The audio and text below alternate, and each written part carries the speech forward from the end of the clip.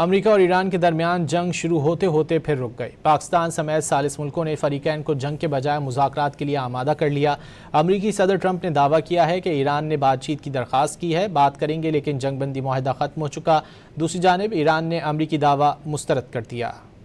پاکستان اور دیگر ثالثوں کو بڑی سفارتی کامیابی مل گئی۔ امریکہ نے ایران کے ساتھ مذاکرات جاری رکھنے کا اعلان کر دیا۔ امریکی صدر ڈونلڈ ٹرمپ کا کہنا ہے کہ امریکہ نے ایران سے مذاکرات جاری رکھنے پر اتفاق کر لیا۔ ٹروتھ سوشل پر پیغام میں صدر ٹرمپ نے لکھا کہ ایران کی طرف سے بات چیت جاری رکھنے کا پیغام ملا۔ امریکہ نے بھی اتفاق کیا، لیکن ایران پر یہ بات واضح کر دی گئی ہے کہ جنگ بندی کا خاتمہ ہو چکا ہے۔ دوسری جانب ایران نے ٹرمپ کا دعویٰ مسترد کر دیا، واضح کر دیا کہ امریکہ سے مذاکرات جاری رکھنے کی کوئی درخواست نہیں کی۔ ترجمان ایرانی وزارت خارجہ اسماعیل بقائی نے واضح کیا کہ ہم نے امریکہ سے مذاکرات کی درخواست نہیں کی، تاہم ہم نے قطری ثالثوں کا دورہ ایران قبول کیا تھا۔ وزارت خارجہ کے ترجمان نے خبردار کیا کہ اگر امریکہ مفاہمتی یادداشت کی کسی بھی شق کی خلاف ورزی کرتا ہے تو ایران بھی اسی نوعیت کا جواب دے گا۔ جبکہ امریکی ویب سائٹ ایکزیوس کے مطابق امریکہ نے ایران سے آبنہ ہرمز میں حملے بند کرنے اور ٹول ٹیکسز وصول نہ کرنے کا عوامی سطح پر اعلان کرنے کی ڈیڈ لائن دے دی ہے۔ اگر ایسا نہ کیا تو نتائج اچھے نہیں ہوں گے۔ رپورٹ کے مطابق ایرانی وزیر خارجہ عباس اراغچی مسقط میں آبنہ ہرمز کے معاملات پر عمانی وزیر خارجہ سے ملاقات کریں گے۔ امریکی عہدیدار کو توقع ہے کہ ملاقات کے بعد ایران حملے روکنے اور جہاز رانی کے راستے کھلے رکھنے کے حوالے سے عوامی بیان جاری کرے گا۔